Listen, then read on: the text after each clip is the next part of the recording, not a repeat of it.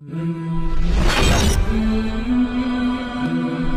ہے عبادت کا جو ایک تو ہمارے ذہنوں میں تصور جو ہے ہمارا جو زوال کا عرصہ ہے، کئی صدیاں بیت گئیں، کوئی غیروں کے غلام رہے، کوئی اپنوں کے غلام رہے، شہنشاہیت کا دور رہا، مسلمانوں کی شہنشاہیت، اور پھر یہ کہ غیروں کی کولونیل دور آ گیا۔ ہوتے ہوتے عبادت کا تصور سکڑ کر رہ گیا۔ نماز، روزہ، حج، زکوٰۃ یہ عبادات ہیں، اللہ اللہ خیر صلی اللہ۔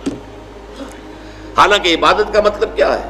عبد سے بنا ہے، غلام جو ہمہ تن مطیع ہوتا ہے اپنے آقا کا، ہمہ تن ہمہ وقت، ہر وقت اسے حکم ماننا ہے۔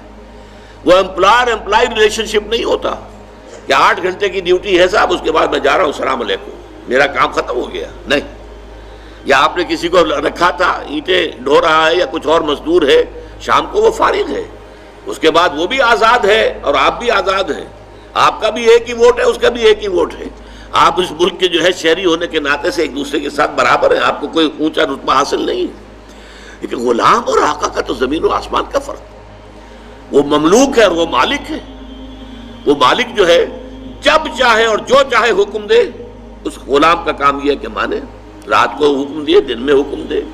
اور اسی طریقے سے اگر وہ آقا جو ہے کوئی کوٹڑی دے دے کہ اس میں تم سو جایا کرو رات کو، تو وہ کوٹڑی کا مالک تو نہیں بن جاتا، کوٹڑی ملکیت تو رہتی ہے آقا کی، ہاں استعمال میں ہے، متاع الحیات الدنیا، دنیا کی زندگی کے برتنے کا سامان ہے بس، باقی یہ کہ ملکیت جو ہے وہ تو آقا کی ہے۔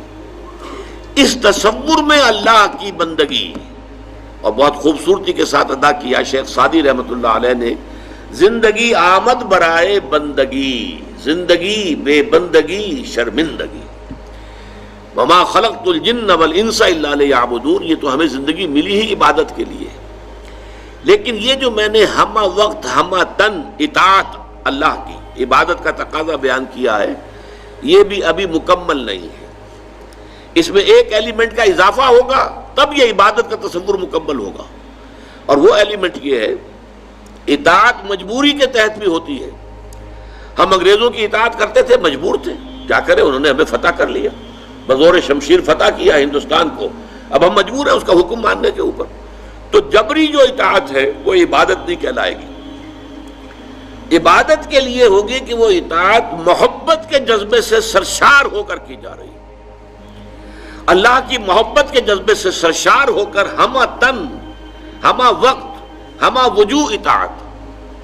اب یہ دونوں چیزیں جو ہیں عبادت کے دو جز ہو گئے، ایک جز اطاعت کلی، ہمہ وقت ہمہ تن ہمہ وجوہ، اور ایک محبت، اور محبت بھی شدید ترین، والذین آمنوا اشد حبا للہ، جو لوگ کے ایمان والے ہیں حقیقت میں ان کی تو شدید ترین محبت اللہ سے ہوتی ہے۔ ان دونوں میں کیا رشتہ ہے، کیا تعلق ہے، کیا ریشیو پروپورشن ہے، اس کی خوبصورت ترین مثال یہ ہے کہ ایک ہمارا جسم ہے، یہ نظر آ رہا ہے، 2.5 من کا یہ جثہ ہے، یہ سب کچھ جو ہے سامنے ہے، ظاہر ہے، لیکن ایک اس کی جان ہے، وہ نظر نہیں آتی۔ اس جسم میں وہ جان نہ ہو تو یہ جسم گل جائے گا، سڑ جائے گا، جلد از جلد اس کو قبر میں اتارنا ضروری ہو جائے گا۔ وہ جان نظر آنے والی شے نہیں ہے، لیکن اس جسم کا سارا وجود اس جان کے اوپر منحصر ہے۔ وہ جان ہے تو یہ سب کچھ ہے، اور جان نکل گئی تو یہ کیا ہے؟ وہ تو پھر ایک عناصر ہے جو منتشر ہو جائیں گے، تھوڑا وقت لگے گا، اس کے بعد سب کے سب تحلیل ہو کر ختم ہو جائیں گے، یا جو حشرات الارض آ کر کھا پی جائیں گے اس کو۔ اسی طریقے سے سمجھ لیجئے کہ عبادت کا جو جسد ظاہری ہے وہ ہے اطاعت۔ اطاعت جب انسان کرتا ہے تو نظر آ جاتا ہے۔ آپ نے اللہ تعالیٰ کے حکم کے مطابق نماز پڑھی، نظر آ گیا آپ نے نماز پڑھی ہے۔ آپ نے اللہ تعالیٰ کے حکم کے مطابق روزہ رکھا ہے، سب کو معلوم ہو گیا کہ انہوں نے روزہ رکھا ہے۔